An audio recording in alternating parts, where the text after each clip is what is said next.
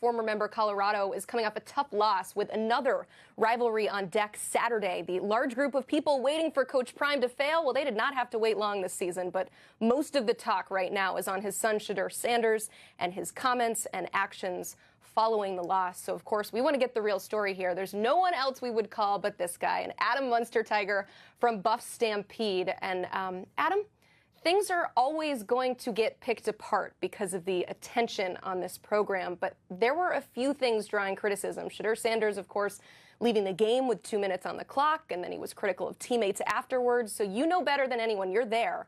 What's the story here? Yeah, I don't want to come off like a Shedeur Sanders apologist here, but starting with the fact that Shedeur Sanders went back to the locker room with 2 minutes left in the game, he took a pretty hard shot on the play in which a Nebraska defender was ejected for targeting, and he and Chidozie Nwankwo, one of their top defensive linemen, were both dealing with an injury. And as it's been explained to us since then, is that because of the tightness of Memorial Stadium sidelines, the only time for them to really leave the field to go back to the locker room to get checked out by the doctors was during the TV timeout. And so it happened to come with 2 minutes left with Ryan Staub, the backup quarterback for Colorado, already set to go in the game. It was 28-10 at that point. It was already a wrap. And it was a situation where they simply wanted to get a jump start on getting a look at not only Shedeur Sanders, but Chidozie Nwankwo and their injuries, because when you're on the road, you're trying to get on that bus and get out of there pretty quickly. So that's what happened there. And so it turned into a controversy, even though I really don't think it should have been. I mean, you had a very rowdy Memorial Stadium crowd. And again, the only exit to go into the locker room was this very congested area where, you know, if a fan wanted to reach out and touch you, they could. So they were trying to do what they thought was the smartest thing for Shedeur Sanders, and also get that jump start and looking at his medical situation, looking ahead to this week, because obviously he is the star on this team. And then I was in the room for his post-game press conference, and I remember his comments saying that, well, how many times did Dylan Raiola get hit in this game?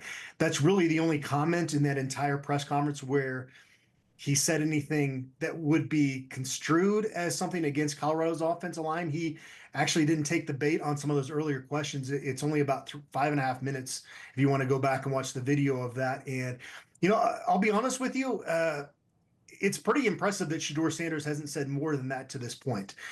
In a little more than 10 games last year, he was sacked 52 times. On Saturday against Nebraska, he was sacked 5 times. You really look at him in basically at this point, he's played a little more than 12 games, and he's been sacked 58 times as a Colorado Buffalo. And that doesn't count the number of other times that he's been hit. The play of the offensive line deserves criticism. You certainly don't want that to come from from your quarterback or your head coach. But, you know, it's at a certain point where that group needs to be continuously challenged to get better. Otherwise, you don't want a repeat performance of last year. So I would challenge anybody that has an issue with Shedeur Sanders and what he said after the game to go watch that and try to pick apart different things that he said about the offensive line, because there was just one quick comment in there. But again, you don't ever want to say anything negative about a teammate. But honestly, Shedeur Sanders has bitten his tongue quite a bit the last couple years. Adam, as far as the on-the-field side of things, I can continue to list off the controversy. I'm sure you're sick of covering it and talking about it. There is a big rivalry game this weekend with Colorado State. That game is on CBS. So what is fixable right now? Well, I will say this to start off, Emily, is that Colorado's not going to face an environment like they did last Saturday again this season. I have covered Colorado football for 21 years.